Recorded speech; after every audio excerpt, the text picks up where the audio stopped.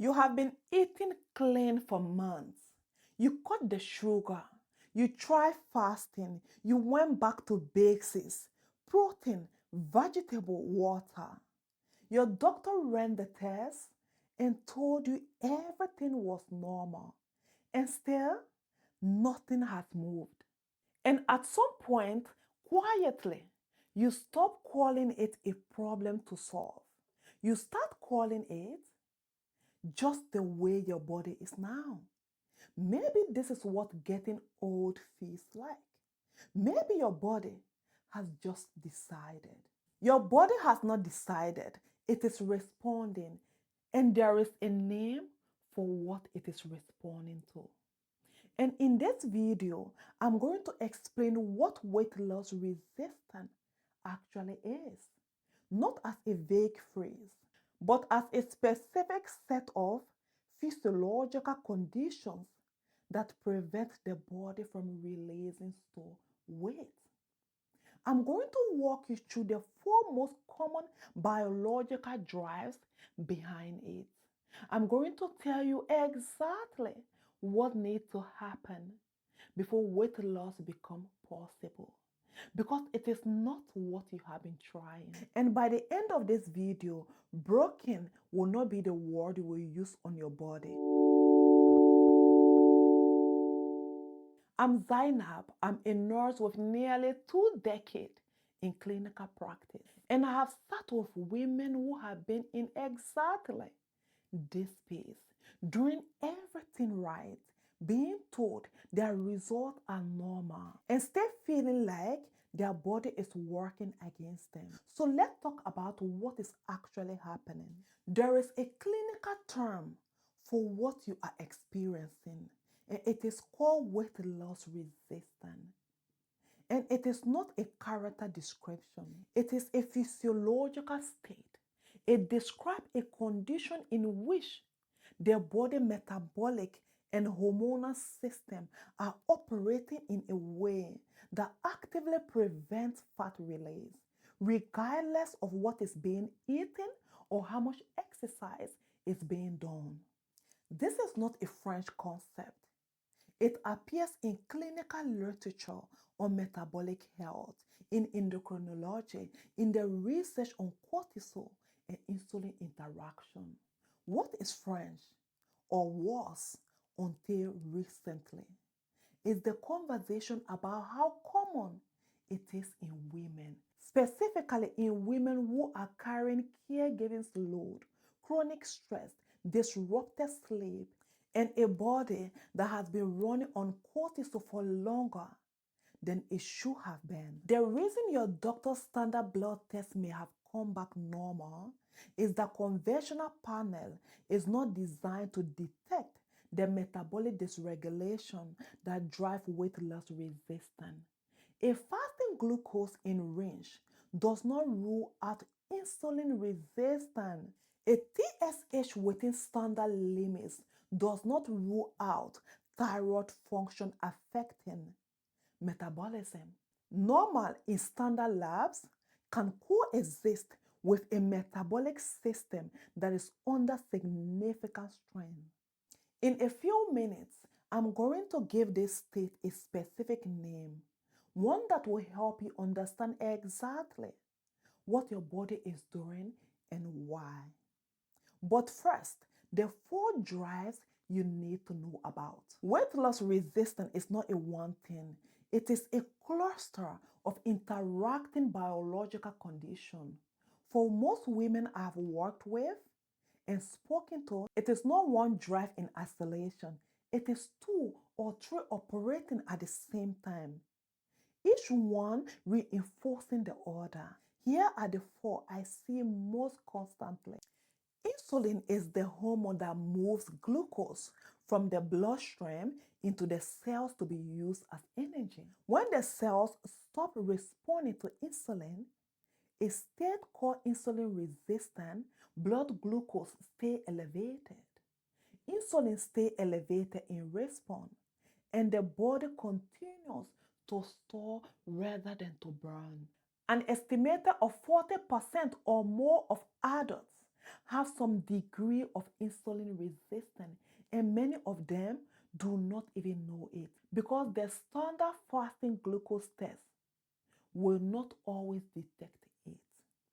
What insulin resistance feels like: energy crashes after meals, craving for carbohydrates and sugar that feel biological rather than physiological, difficulty losing weight from the abdominal area in particular, feeling hungry again shortly after eating. These are not signs of a weak willpower. They are signs of a hormone that is not functioning the way it should. The HPA axis, the hypothalamic pituitary adrenal axis, is the system that governs your stress hormones response. When you are under sustained pressure, this system produces cortisol. And cortisol, as I have talked about before on this channel, directly interact with insulin signaling. A 2025 review published in Food and Science and Nutrition confirmed what clinicians have been observing for years. Under chronic stress, cortisol constantly promotes fat retention rather than fat release, specifically by impairing insulin sensitivity and signaling the body to prioritize energy storage. What this means is that if you are under sustained stress, and for many women in your situation, that stress is not temporary crisis. It is the baseline. Your cortisol is chronically elevated. Your insulin sensitivity is chronically impaired. And your body is in a state that prioritizes holding weight, not releasing it. You are not eating too much. Your body's hormonal environment is set to store fat. Polycystic ovary syndrome affects between 8 to 13% of women of reproductive age, and up to 70% go undiagnosed. PCOS involves hormonal imbalance that typically include elevated androgens, insulin resistance, and disrupted menstrual function. A 2025 meta-analysis published in the journal Nutrition found that intermittent fasting can significantly reduce testosterone and improve hormonal regulation in women with PCOS, but only when applied correctly and only when the metabolic environment is ready for it. The study found that most women with PCOS would default to skipping breakfast and eating late in the evening are fasting in the wrong direction.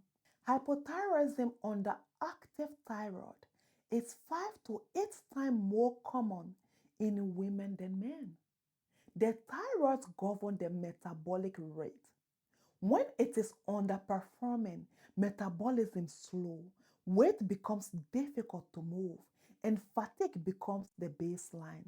Standard TSH testing does not always detect subclinical thyroid dysfunction. If you have been managing unexplained weight resistance alongside with fatigue and cold sensitivity, and your doctor has said your thyroid are fine, it might be worth more detailed thyroid panel. Chronic low-grade inflammation, the kind that produced by persistent stress, disrupted sleep, blood sugar dysregulation, and a gut microbiome under strain, create a metabolic environment in which fat release is suppressed. Inflammation and cortisol interacts. Inflammation and insulin interacts. The body under chronic inflammation load is a body in a quiet emergency. And in an emergency, it does not prioritize releasing stored energy.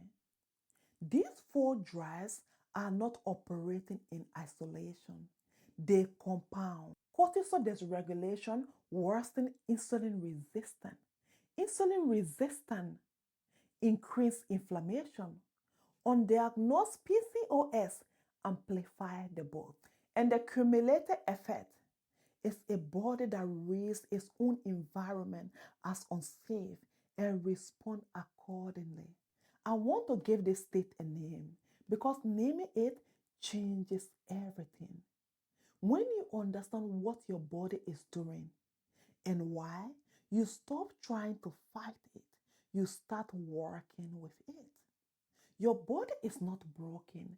It is not failing.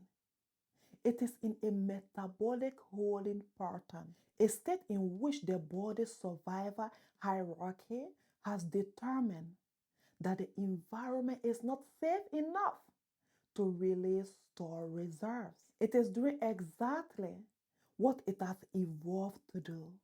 The problem is not your body intelligence. The problem is the signal it is receiving. You cannot override this pattern with restriction.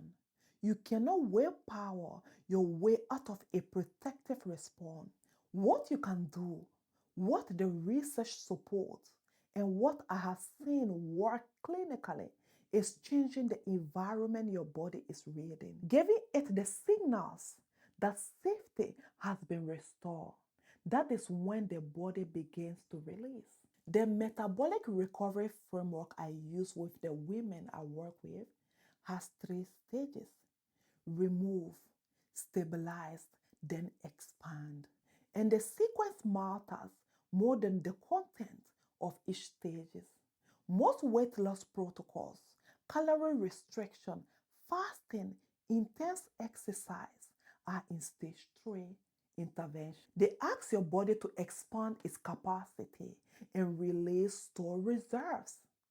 They work beautifully in the body that have completed stage 1 and stage 2, but they worsen the metabolic holding pattern in a body that has not. Stage 1 is remove. Remove the primary metabolic stressor, the things that are keeping cortisol elevated, insulin dysregulated, and inflammation high. For many women, this means addressing sleep quality before anything else. It means not skipping breakfast. It means reducing the decision load of the morning. Not because it is a niche wellness practice, but because the HPA axis cannot begin to regulate when it is actively in a stress response before 8 a.m. Stage 2 is stabilize. The most powerful stability signal you can give your body is a blood sugar stability in the first hour of the day. Protein within 1 hour of waking. This is not a diet. It is a safety signal that tells your cortisol system that food is available, that the environment is not threatened, and that the body does not need to conserve.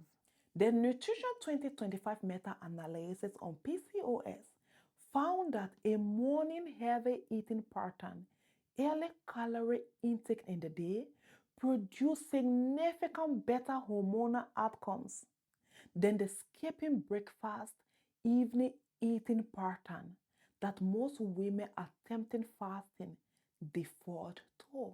This is not coincidence.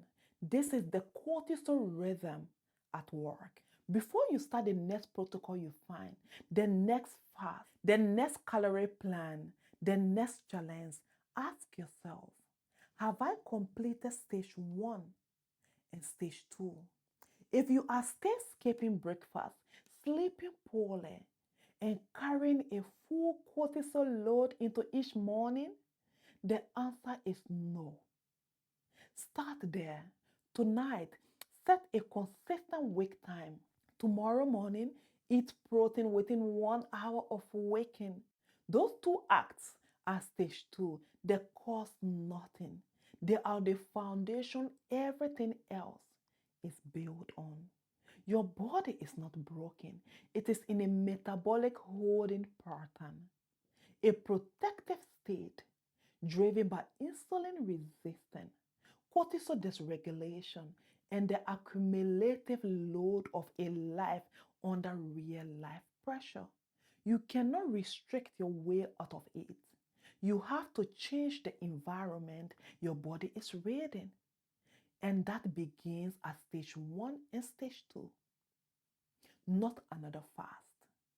You are not a woman who cannot lose weight. You are a woman whose body has been waiting for the right condition.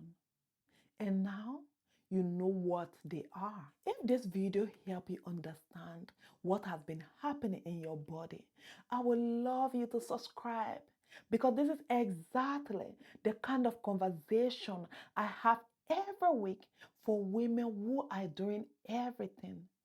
For women who are doing everything right and still cannot get the answer they need. Drop a comment below and tell me which of the 4 drives feel most familiar to you. I read every comment. I will see you on Wednesday.